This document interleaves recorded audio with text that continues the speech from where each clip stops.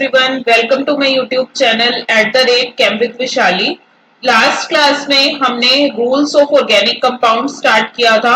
उसके अंदर मैंने आपको मॉलिक्यूलर फॉर्मूले से आपको कैसे पता चलेगा कि आप किस कंपाउंड के बारे में बात कर रहे हो वो सब बताया था। ठीक है, वहां पे हमने सबके जर्नल फॉर्मूलाज देखे थे।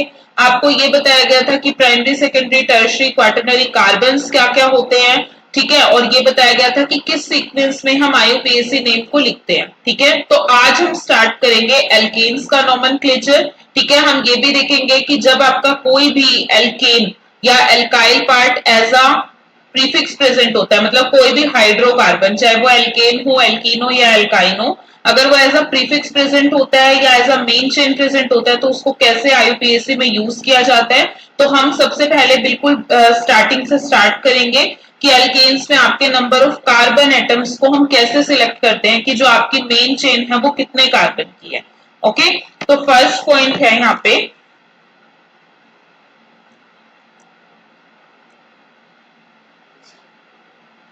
सिलेक्शन ऑफ मेन, पेरेंट और प्रिंसिपल चेन।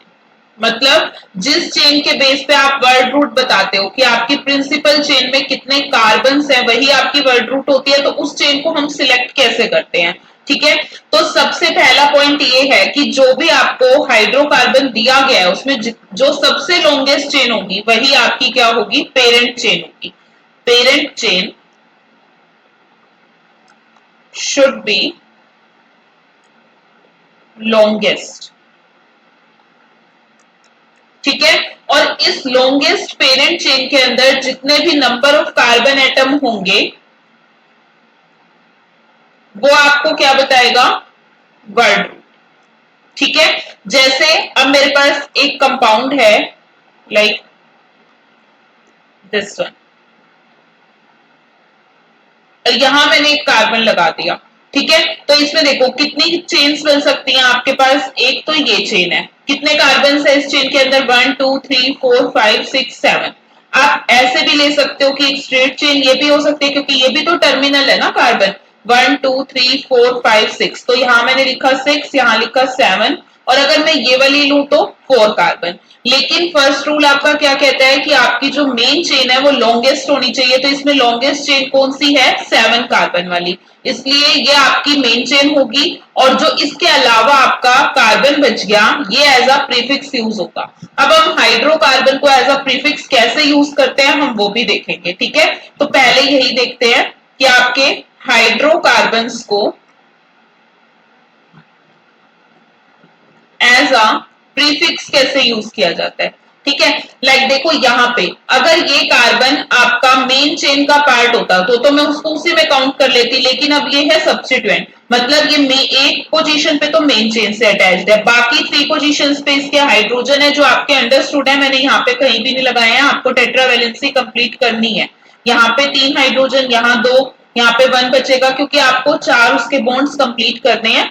ठीक है, तो यहाँ पे देखो इस वाले कार्बन पे कितने 3H लगे हुए हैं ना, और क्यों 3 लगे हैं, क्योंकि 1 पोजीशन जो है इसकी वो पेरेंट चेन से ऑक्यूपाइड है, तो यहाँ पे अब ये क्या बन चुका है, सब्स्टिट्यूएंट। तो सब्स्टिट्यूएंट की फॉर्म में वो CH4 ना होके क्या बन चुका है, CH3। ठीक है, तो ये आपका क्या होता है, मीथेन। ठीक है, और ये क्या बन गया, मिथाइल। ठीक है, तो फर्क क्या है आपके क्या कहते हैं एल्केन और एल्काइल ग्रुप में, जब भी आप किसी एल्केन का एक हाइड्रोजन रिमूव कर देते हो तो उससे आपको मिलता है एल्काइल पार्ट, और वही आपका एज अ हाइड्रोकार्बन प्रीफिक्स की तरह यूज किया जाता है। जैसे अगर मैं यहाँ पे C2H6 ले लूं जो आपका इथेन होता है, बट अगर मैं इसको as a side chain use करूंगी एल्केन के अंदर तो ये बन जाएगा C2H5। अब इसको हम बोलते हैं इथेन, तो यहाँ पे ये क्या हो जाएगा आपके पास, इथाइल। ठीक है, तो हाइड्रोकार्बन में ये तो हो गया आपका एल्केन पार्ट की जब हम एल्केन को एज अ प्रीफिक्स यूज करते हैं। इसके अलावा आपके एल्कीन भी एज अ प्रीफिक्स यूज हो सकते हैं। जैसे अगर मैं एल्कीन में से एक H रिमूव कर दूं तो वो क्या बन जाएगा, एल्कीनाइल। ठीक है, मतलब अगर आपका CH2 ये एक एल्कीन है, मैंने इसमें से एक हाइड्रोजन हटाया, CH2 डबल बॉन्ड CH। ठीक है, तो यहाँ पे आपकी कोई भी मेन चेन लगी हुई है, मतलब अगर ये आपका प्रीफिक्स है तो इस प्रीफिक्स का, इसका इथीन होता है ना नाम, तो इसका हो जाएगा इथिनाइल। ये हम तब पढ़ेंगे जब हम एल्कीन का नोमेनक्लेचर देखेंगे। ऐसे ही आपके एल्काइल के लिए भी होता है, वहां क्या होता है, एल्केनाइल बन जाएगा। ठीक है, वहां पे CH, मतलब मैं एक बार यहाँ पे लिखवाई देती हूँ इसको भी। अगर आपके पास एल्काइन है और आपने उसमें से एक H रिमूव किया है तो वहां पे क्या बन जाएगा, एल्केनाइल बन जाएगा। ठीक है, और यहां देखो जैसे ये होती है आपकी सिंपलेस्ट इथाइन, इसमें से मैंने एक H हटाया और ये बन गया CH ट्रिपल बॉन्ड C, और यहां आपकी कोई मेन चेन लगी हुई है तो इसको हम क्या बोलेंगे, इथाइनाइल। ठीक है, तो फर्स्ट पॉइंट आपका क्या था कि आपको मेन चेन को सिलेक्ट करना है, उसके अलावा जो भी कार्बन आपके मेन चेन का पार्ट नहीं बन पाए उसको आपको एज अ प्रीफिक्स यूज करना है। और प्रीफिक्स आप कैसे बताते हो, जितने भी कार्बन का प्रीफिक्स है, अगर वो मिथेन होता है तो मिथाइल बन जाएगा, मतलब एल्केन से अगर एक हाइड्रोजन हटके पेरेंट चेन लगी है तो एल्केन पार्ट आपका एल्काइल पार्ट बन जाता है। ठीक है, इसके अलावा आपके कुछ प्रीफिक्स है जैसे एन ब्यूटाइल, आइसोब्यूटाइल, ये सब मैं आपको सिखाऊंगी अभी। ठीक है, उससे पहले हम देखते हैं कि आपका सेकंड पॉइंट इसके अंदर क्या होगा। फर्स्ट पॉइंट था सिलेक्शन ऑफ मेन चेन। ठीक है, सेकंड पॉइंट है आपके पास कि ये जो मेन चेन है इसका एक दूसरा केस भी हो सकता है कि आपके पास जो दो चेन है वो सिमिलर कार्बन्स की हो। लाइक अगर मैं यहाँ पे लिखूं 1 2 3 4 5 6 7, ठीक है, एक ये चेन है मेरे पास, एक ये चेन है, यहां मैंने लगा दिए दो कार्बन। ठीक है, तो अब देखो यहाँ पे अगर मैं मेन चेन को सिलेक्ट करने के लिए टोटल नंबर ऑफ कार्बन देखूं तो 1 2 3 4 5 6 7, इसमें भी 7 है, मतलब स्ट्रेट चेन में। ठीक है, अगर मैं यहां से ले लू 5 6 7, यहां एक नंबर आपका,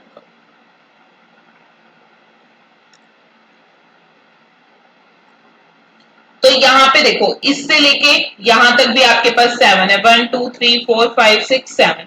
ठीक है, तो अब यहाँ पे हमें कैसे चूज करना है, जब आपके पास दो similar chain same number of carbon atoms के साथ हो तो आप उसको लॉन्गेस्ट चेन या उसको प्रिंसिपल चेन मानोगे जिसमें आपके मैक्सिमम नंबर ऑफ सब्सटीट्यूएंट हो। ठीक है, तो अब देखो यहां से ये वाली भी 7 कार्बन है, इसको मैं दो तीन तरीके से आपको लिखवाती हूँ, जस्ट अ मिनट।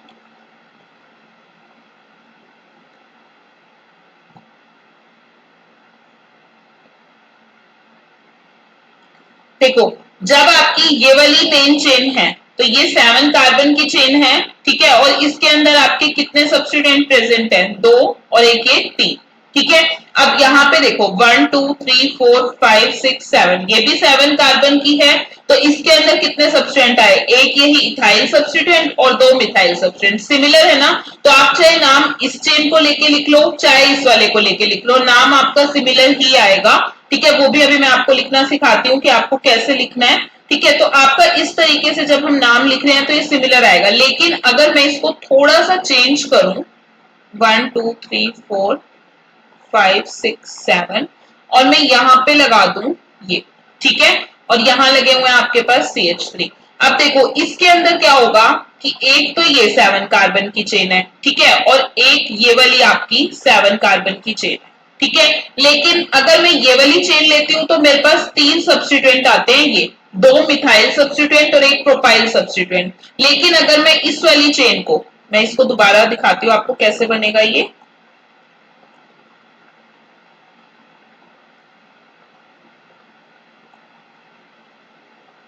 यहाँ पे देखो अगर मैं इस वाली चेन को मेन चेन ले लेती हूँ, ठीक है, तब भी कोई प्रॉब्लम नहीं है, ये वाला सेम और ये सेम। लेकिन आप इसमें देखो 1 2 3 4 5 6 7, ये भी तो आपकी एक 7 कार्बन की चेन है, लेकिन इसमें आपका क्या हो रहा है, सब्स्टिट्यूएंट सिर्फ एक आ रहा है। उसमें क्या था, दोनों चेन में 3 3 सब्स्टिट्यूएंट थे ना, इसमें एक ही आ रहा है। और अब आपके जिसमें 3 3 आया है उसमें आप किसी से भी नंबरिंग कर लो, दोनों केस में आपकी सिमिलर नंबरिंग आएगी और सिमिलर ही नेम आएगा। इनका नेम भी अभी हम लिखेंगे, सिर्फ अभी आप पॉइंट समझो।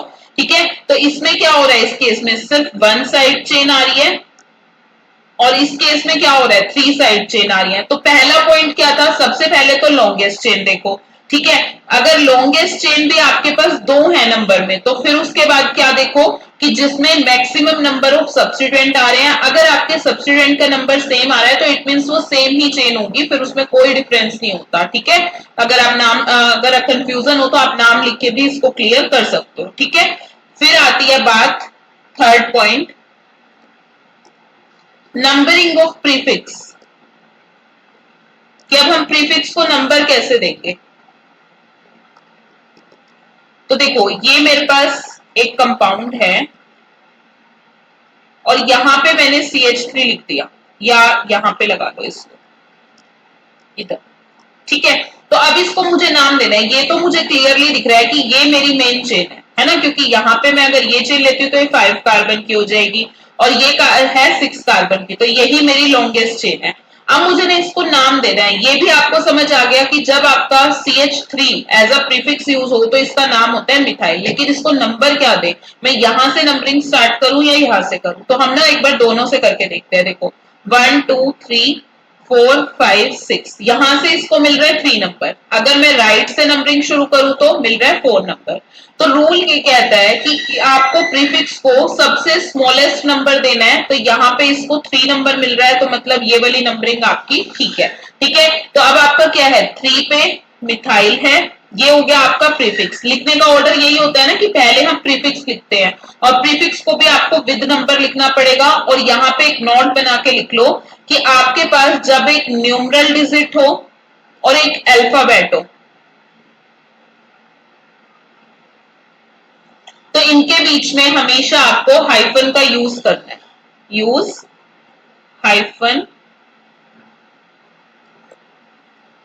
Between numeral digit and alphabet. ठीक है, और जब आपके पास दो न्यूमरल्स हो, वो कब आएंगे वो मैं अभी बताती हूँ, बट उनके बीच में आपको क्या यूज करना है, कोमा का यूज करना है। Between two numerals always use comma. ठीक है, तो ये आपके कुछ रूल्स होते हैं जो आपको फॉलो करने हैं। अगर आपने ये रूल्स भी छोड़ दिए तब भी आपका नेम पूरी तरह से गलत हो सकता है। तो ये अब मैंने क्या लिखा, 3 लिखा, इसके बीच में हाइफन लगाया क्योंकि अगला अल्फाबेट था, फिर मिथाइल लिखा, ये हो गया आपका प्रीफिक्स। प्रीफिक्स के बाद हम क्या लिखते हैं, आपका प्राइमरी प्रीफिक्स लिखते हैं। प्राइमरी प्रीफिक्स क्या था, साइक्लो, पर यहाँ पे साइक्लिक तो नहीं है रिंग, तो हमें प्राइमरी प्रीफिक्स नहीं लिखना। अब लिखेंगे हम वर्ड रूट। वर्ड रूट में कितने कार्बन हैं, 6, तो यहाँ पे हम लिखेंगे हेक्स। ठीक है, और फिर आता है आपका सफिक्स। फंक्शनल ग्रुप तो कोई है नहीं, और ये कैसा है, एल्केन है ना, तो यहाँ पे हम लिख देंगे एल्केन।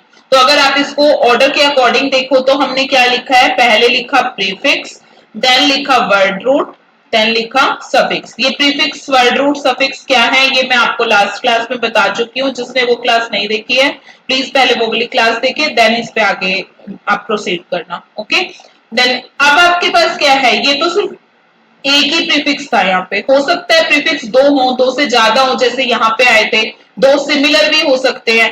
ठीक है, तो अगर आपके पास दो सिमिलर प्रीफिक्स होते हैं, in case of two similar prefix, write shortest number of both and use di tri tetra, मतलब जितने भी नंबर हैं उसके अकॉर्डिंगली आप यूज करोगे। ठीक है, die tri tetra accordingly. Okay, example देखो, जैसे मैंने आपको दिया ये, यहाँ पे CH3 और एक CH3 यहाँ पे। ठीक है, तो सबसे पहले तो हम शॉर्टेस्ट नंबर देखेंगे। कैसे देखेंगे शॉर्टेस्ट नंबर, देखो आप दोनों तरफ से लिख के देखो, यहाँ 1 2 3 4 5 6, क्या नंबर आ रहा है, 2 और 4। ठीक है, अब मैं यहां से दू तो 1 2 3 4 5, 3 और 5। अभी मैंने आपको क्या बताया, लोएस्ट सेट को फॉलो करना है तो 2 और 4 को प्रेफर करेंगे। ठीक है, अब दोनों सिमिलर है। ठीक है, तो इसको लिखा कैसे जाएगा, मैंने आपको बोला था दो न्यूमरल्स के बीच में हमेशा कोमा। तो क्या हो गया यहाँ पे 2 और 4 दोनों मिथाइल है, तो इसके लिए हम क्या यूज करेंगे, डाई मिथाइल। 2 4 डाई मिथाइल, ये हो गया आपका प्रीफिक्स। वर्ड रूट में कितने मेन कार्बन हैं, 6 कार्बन है आपके वर्ड रूट में, तो हेक्स। और सफिक्स क्या है यहाँ पे, 8। ठीक है, इससे लंबी कोई चेन आपके पास यहाँ नहीं हो सकती थी, तो आपका इसका नाम जो होगा वो ये हो जाएगा, और यहाँ पे आपको ये हाइफन लगाना है क्योंकि एक न्यूमरल और एक अल्फाबेट है, तो इन रूल्स को हमेशा ध्यान में रखना है। ठीक है, ये आपका कब है, जब आपके पास दोनों सिमिलर हो, ठीक है, तब आपको लोएस्ट सेट को फॉलो करना है।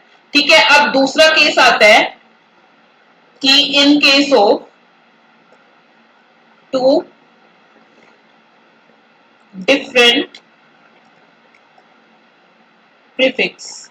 अब अगर आपके पास दो डिफरेंट प्रीफिक्स हो, मतलब यहां ये हो सकता था कि एक इथाइल होता और एक मिथाइल होता, तब आप क्या फॉलो करते? लाइक एग्जांपल देखो, 1 2 3 4 5 6 7, यहां मैंने लगा दिया एक C2H5 और यहां मैंने लगा दिया जस्ट CH3। तो यहां भी आपके पास दो केस बनेंगे। फर्स्ट केस मैंने आपके पास लिख दिया है कि आप पहले क्या करोगे, सबसे स्मॉलेस्ट नंबर को ही देखोगे, 1 2 3 4 5 6 7, मतलब 2 और 5, और यहां से करें तो 1 2 3 4 5 6, क्या आ रही है 3 और 6, तो 2 और 5 को फॉलो करेंगे ना, तो ये आपकी गलत हो गई, ये ठीक है। ठीक है, लेकिन लिखते टाइम अब किसको पहले लिखे, मैं ये लिखूं कि 2 मिथाइल 5 इथाइल, या मैं ये लिखूं 5 इथाइल 2 मिथाइल? तो हमेशा ध्यान रखना है कि ऑलवेज फॉलो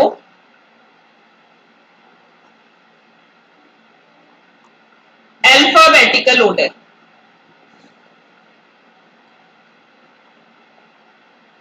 क्या फॉलो करोगे आप? हमेशा अल्फाबेटिकल ऑर्डर। अब क्या है, मिथाइल पहले आता है या इथाइल?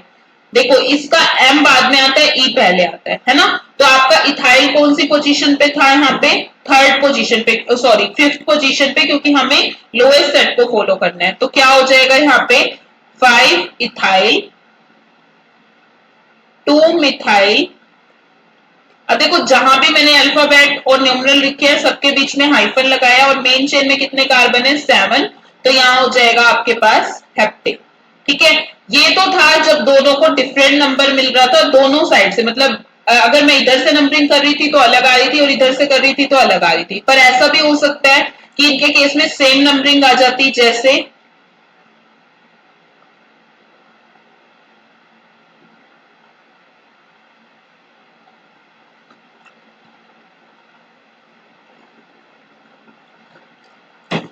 यहाँ पे देखो, अगर आपने यहां से शुरू करी तो इसको मिला 2 3 4 5 6, ठीक है, और आप यहां से शुरू करते हो तो 2 3 4 5 6, ठीक है, इसको मिल रहा है 2 और इसको मिल रहा है 6, तो दोनों तरफ से 2 6 है ना, तो अब मैं किसको तो 2 दूं और किसको 6 दूं? ठीक है, तो हमें ये देखना है।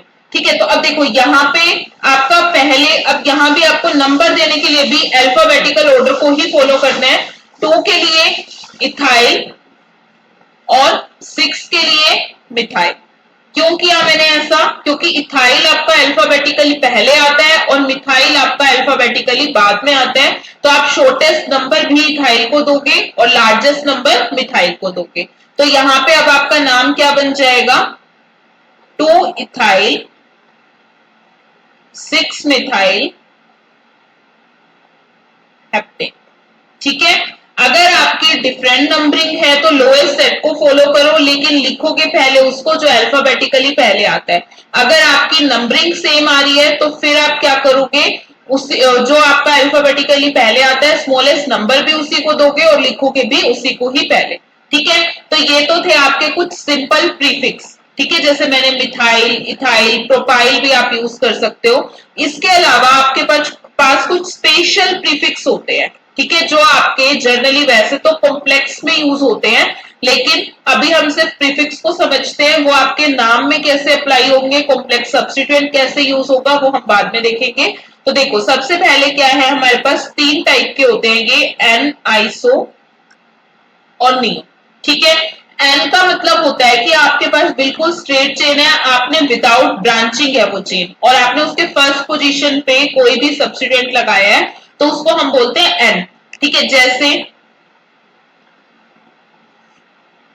मेरे पास ये एक 5 कार्बन की चेन है, ठीक है, इस पे मैंने क्या किया, Cl लगा दिया। ठीक है, ये मतलब यहाँ पे आप ये लगा लो, मैं Cl नहीं लिख रही, यहाँ X लिख रही हूँ, यहाँ कोई भी सब्स्टिट्यूएंट हो सकता है। ठीक है, मतलब मैंने क्या किया कि इसमें CH3 CH2 CH2 CH2 CH2, अगर मैं यहाँ CH3 लिखती टर्मिनल पे X की बजाय तो ये आपका क्या होता, एक पेंटेन होता ना, लेकिन मैंने उसका एक H हटा के X लगा दिया, तो अब ये आपका पेंटाइल ग्रुप बन चुका है। लेकिन जब आपने विदाउट ब्रांचिंग फर्स्ट पार्ट से हटाया तो उसको हम बोलेंगे एन पेंटाइल।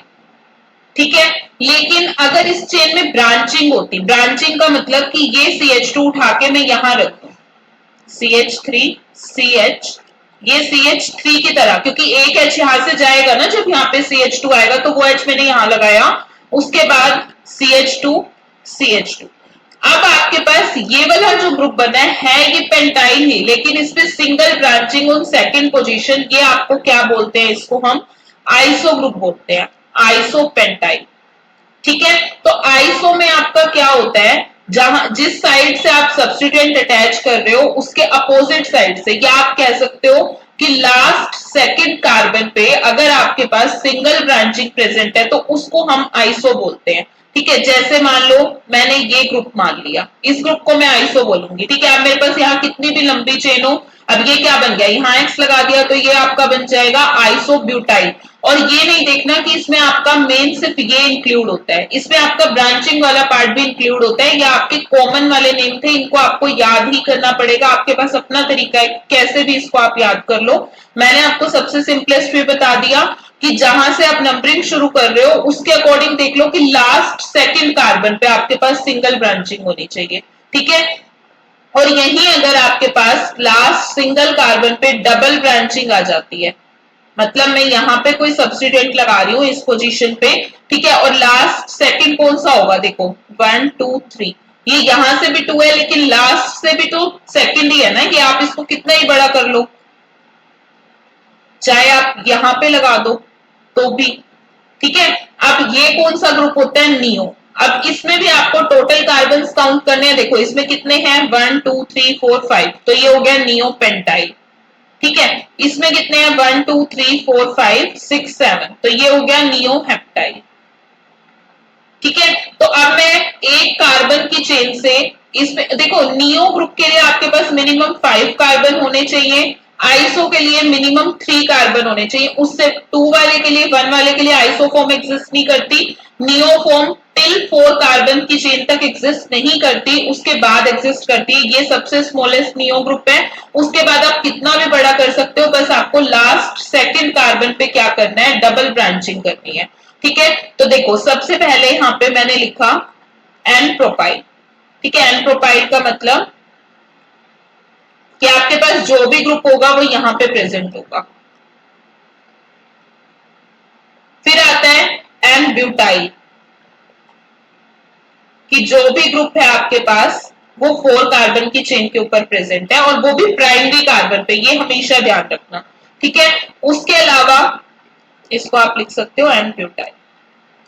ओके, इसके लिए आइसो एग्जिस्ट करेगा, इसके लिए भी करेगा। ठीक है, लेकिन नियो एग्जिस्ट नहीं करेगा। आइसो कैसे बनेगा इसका, CH3 CH, ये वाले कार्बन को हटा के आपको नीचे रखना है। ठीक है, तो X यहां हो गया, this one is iso propyl. और जर्नली आइसोप्रोपाइल में जिस कार्बन से आपका सब्स्टिट्यूएंट अटैच्ड होता है वो प्राइमरी होता है, लेकिन सिर्फ एक यही एक्सेप्शन है जिसमें ये आपका कार्बन सेकेंडरी है, ये भी ध्यान रखना। ठीक है, अब इस वाले में देखो, अगर मैं इस ग्रुप को उठा के यहां पे रख दूं, CH3 CH CH3 CH2 X, तो this one is iso butyl. अब इसमें पेंटाइल एग्जिस्ट नहीं करेगा, क्योंकि अगर मैंने ये वाला कार्बन भी यहां रख दिया तो क्या बन जाएगा, ये ग्रुप बन जाएगा। और ये नियो ग्रुप नहीं है, ये आपका कैसा ग्रुप है, टर्श हो गया ये। ठीक है, इसको हम टर्श ब्यूटाइल बोलते हैं, अभी सेट ब्यूटाइल टर्श ब्यूटाइल भी बताऊंगी, वहां पे समझ आएगा कि इस ग्रुप को हम टर्श ब्यूटाइल ग्रुप बोलते हैं। ठीक है, देन अगर मैं बात करूं 5 कार्बन वाली चेन के लिए,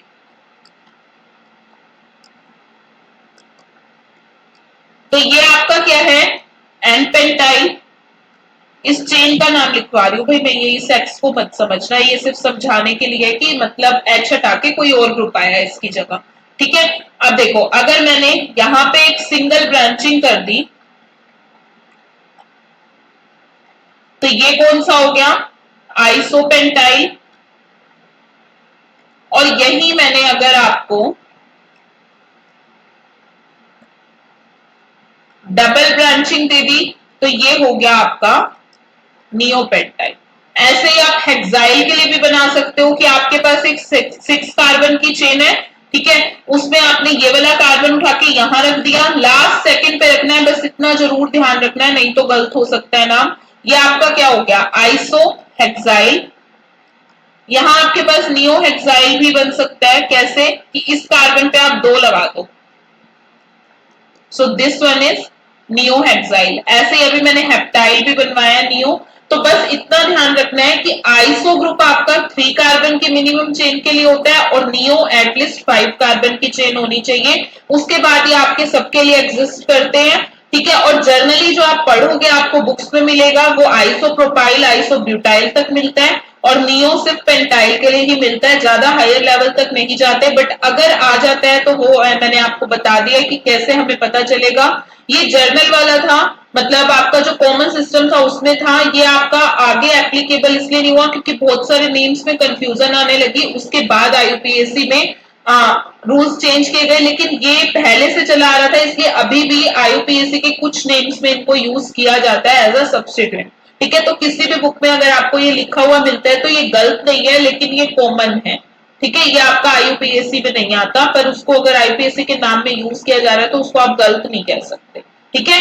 वो आपको लिखा हुआ मिलेगा आपको बुक में, जब भी आप 12th के भी जैसे हेलो एल्केन वगैरह चैप्टर्स करोगे वहां आपको कॉमन नेम्स भी बहुत सारे याद करने पड़ेंगे और कॉमन नेम से ही क्वेश्चन आते हैं, ठीक है। तो आज के लिए बस इतना ही, कल से हम एल्कीन का एल्काइन का शुरू करेंगे और इसमें भी एल्केन में अभी हम कॉम्प्लेक्स सब्स्टिट्यूएंट वाला भी करेंगे कि यहाँ पे जैसे मैंने एक बहुत ज्यादा कॉम्प्लेक्स सा सब्स्टिट्यूएंट ले लिया था जब मैं आपको नंबरिंग करा रही थी इन स्टार्टिंग, हाँ ये वाला सब्स्टिट्यूएंट। तो अगर मान लो कि हमने मेन चेन ले भी ली प्रिंसिपल, उसके बाद भी हमारे पास कोई कॉम्प्लेक्स, जरूरी थोड़ा ना हमेशा सिंपल हो जाएंगे सब्स्टिट्यूएंट, अगर उसके बाद भी हमारे पास कोई कॉम्प्लेक्स सब्स्टिट्यूएंट बच जाता है तो उसका हम नाम कैसे लिखेंगे वो भी मैं आपको नेक्स्ट क्लास में समझाऊंगी, और एल्कीन और एल्काइन का नोमेनक्लेचर भी हम नेक्स्ट क्लास में खत्म करेंगे, तो आपका नेक्स्ट क्लास तक हाइड्रोकार्बन का नोमेनक्लेचर कंप्लीट हो जाएगा, ठीक है।